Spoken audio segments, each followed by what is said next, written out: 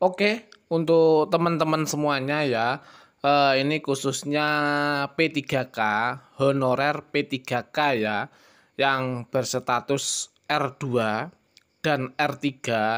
Ini kan teman-teman masih mencari kepastian ya. Untuk teman-teman silahkan simak baik-baik video ini atau informasi ini ya.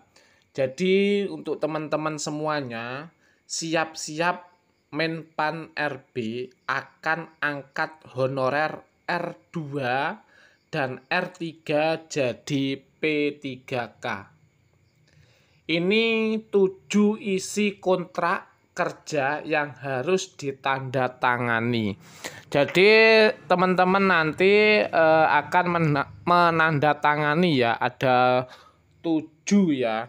Jadi honorer R2 dan R3 harus menandatangani kontrak kerja yang berisi 7 hal. Nah, hal ini sebelum diangkat menjadi P3K oleh Menpan RB. Nah, biar teman-teman tidak penasaran, nggak usah lama-lama ya. Seperti ini dari Menpan RB ya. Silahkan disimak baik-baik keputusan dari Menpan RB. Sebelumnya, Assalamualaikum warahmatullahi wabarakatuh.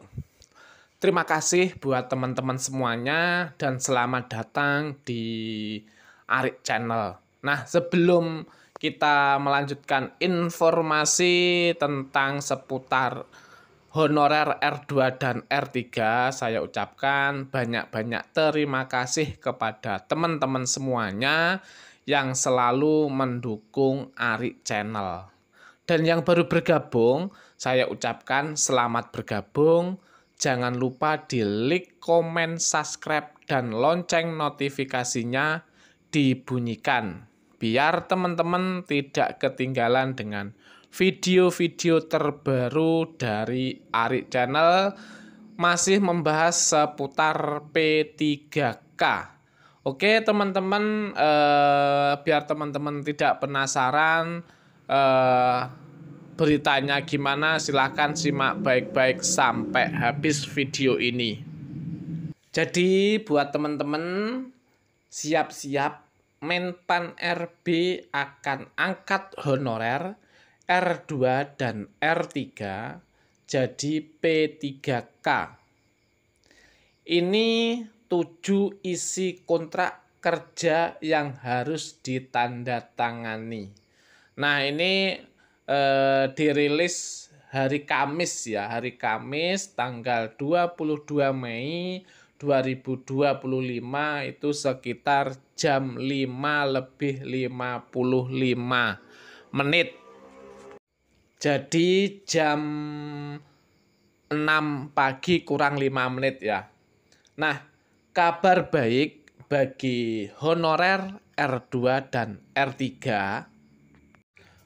pemerintah melalui keputusan Menpan RB nomor 16 tahun 2025 resmi membuka peluang bagi mereka untuk diangkat sebagai P3K.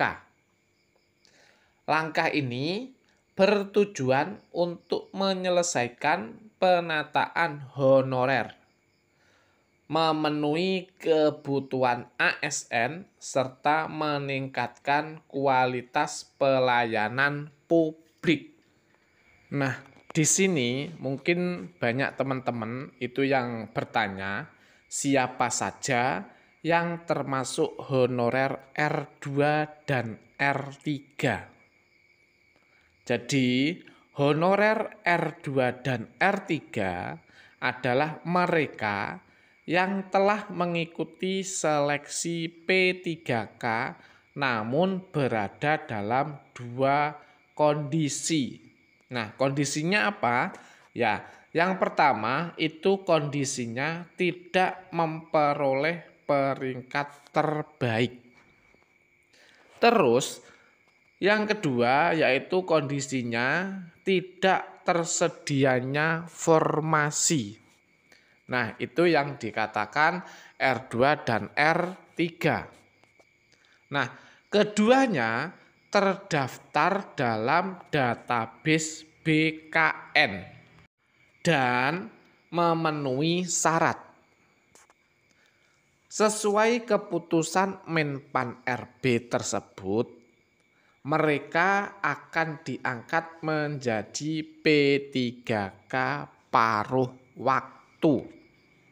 Terus P3K paruh waktu yaitu adalah ASN yang diangkat berdasarkan perjanjian kerja dengan jam kerja dan skema yang lebih fleksibel.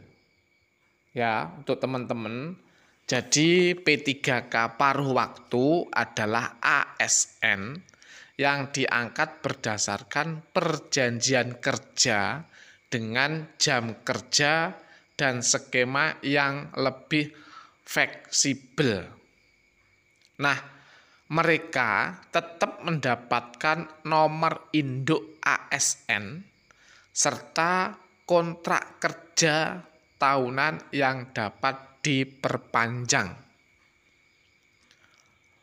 Untuk itu, tahapan pengangkatan dan penetapan nomor induk berdasarkan diktum ke-7 pengangkatan P3K paruh waktu dilakukan melalui proses. Nah, prosesnya itu apa saja? Silakan teman-teman simak ini sampai habis ya, biar nanti teman-teman mendapatkan informasi itu tidak setengah-setengah dan tidak gagal paham. Nah, ini ya teman-teman prosesnya, yaitu yang pertama itu instansi mengusulkan rincian kebutuhan ke Menpan RB. Selanjutnya, Menpan RB menetapkan rincian kebutuhan. Setelah itu, instansi mengusulkan nomor induk P3K ke BKN. Nah, BKN menetapkan nomor induk paling lambat itu 7 hari kerja. Setelah itu, instansi menetapkan pengangkatan.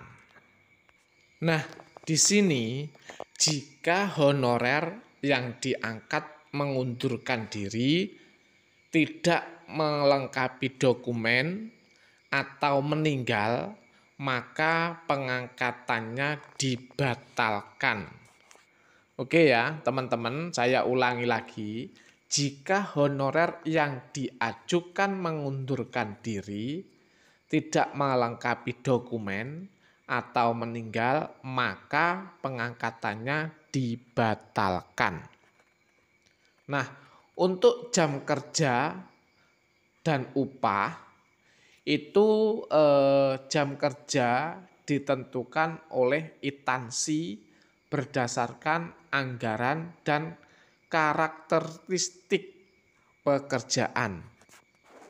Setelah itu, upaya paling sedikit setara gaji honorer sebelumnya atau mengikuti upah minimum wilayah. Nah, jadi di sini ya upahnya itu nanti tidak sama. Seumpamanya di Jawa Timur, Jawa Barat itu juga berbeda-beda ya. Untuk sumber upah bisa berasal dari dana non belanja pegawai. Nah, P3K ya, saya ulangi lagi, P3K paruh waktu juga berhak mendapatkan atau berhak atas fasilitas lain sesuai aturan yang berlaku.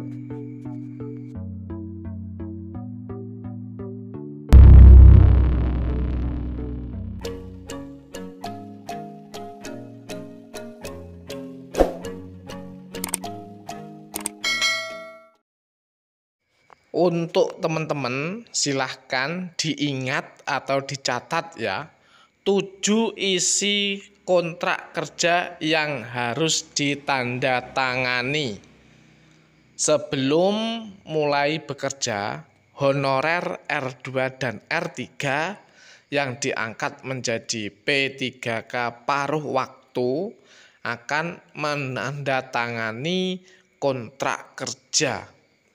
Nah, hal ini sebagaimana disebutkan dalam diktum ke-12 yang memuat 7 poin utama. Nah, 7 poin utama yang harus ditandatangani teman-teman atau honorer R2 dan R3 itu apa saja? Silahkan disimak baik-baik biar nanti teman-teman tidak kaget waktu sudah mau mendekati teman-teman diangkat P3K paruh waktu. Oke, teman-teman silahkan boleh dicatat ya ini, boleh dicatat, boleh tidak. Yang penting mudah-mudahan teman-teman ingat 7 isi kontrak kerja itu apa aja yang harus ditandatangani. Yang pertama itu nama jabatan. Nah, di sini untuk teman-teman semuanya nama jabatan jangan sampai salah ya. Jadi sebelum menandatangani teman-teman harus membaca dengan teliti dan cermat. Terus yang kedua, ekspektasi kinerja. Di sini teman-teman juga harus fokus ya. Yang ketiga, unit kerja penempatan. Nah, di sini juga teman-teman jangan sampai salah untuk unit kerja penempatan harus juga diteliti. Yang nomor 4, skema kerja. Yang kelima, masa perjanjian kerja. Yang keenam, hak dan kewajiban. Nah, sebelumnya tadi kan teman-teman mempunyai hak kan. Nah, teman-teman harus hafal ya haknya teman-teman itu apa dan kewajibannya teman-teman itu apa.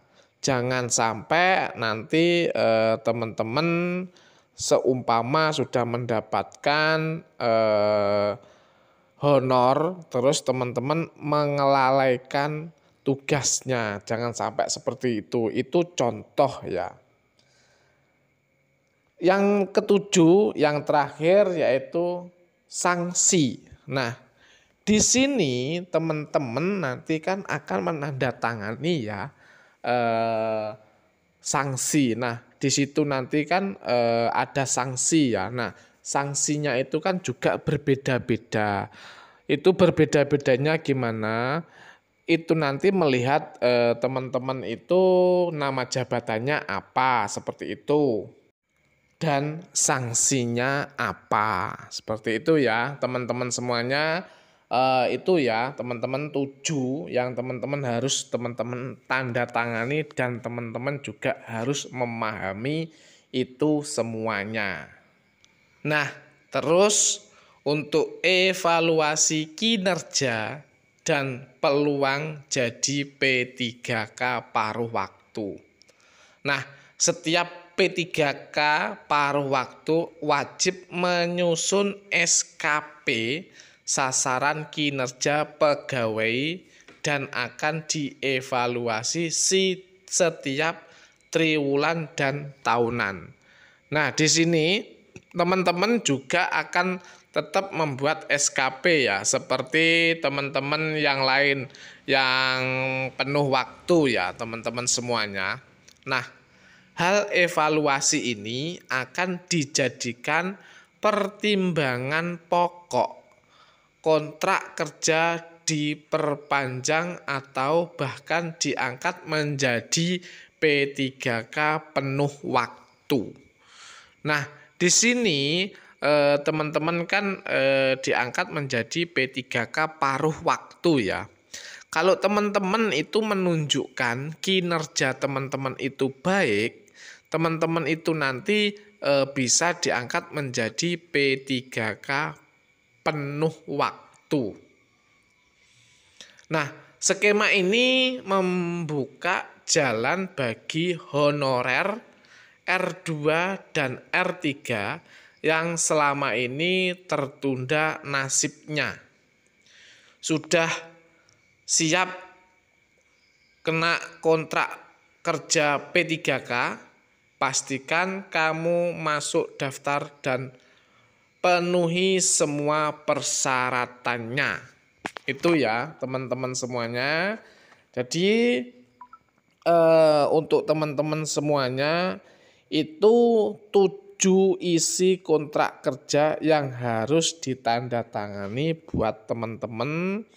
Untuk persyaratan teman-teman diangkat menjadi P3K paruh waktu. Sampai sini ya teman-teman, mudah-mudahan informasi ini bermanfaat buat teman-teman semuanya, dan Arik Channel undur diri. Terima kasih kepada teman-teman semuanya yang masih selalu mendukung Arik Channel. Saya ucapkan salam sehat, salam sejahtera bagi kita semuanya. Sehat-sehat selalu dimanapun teman-teman berada. Arik Channel undur diri, terima kasih, dan mudah-mudahan di video berikutnya kita bisa berjumpa lagi.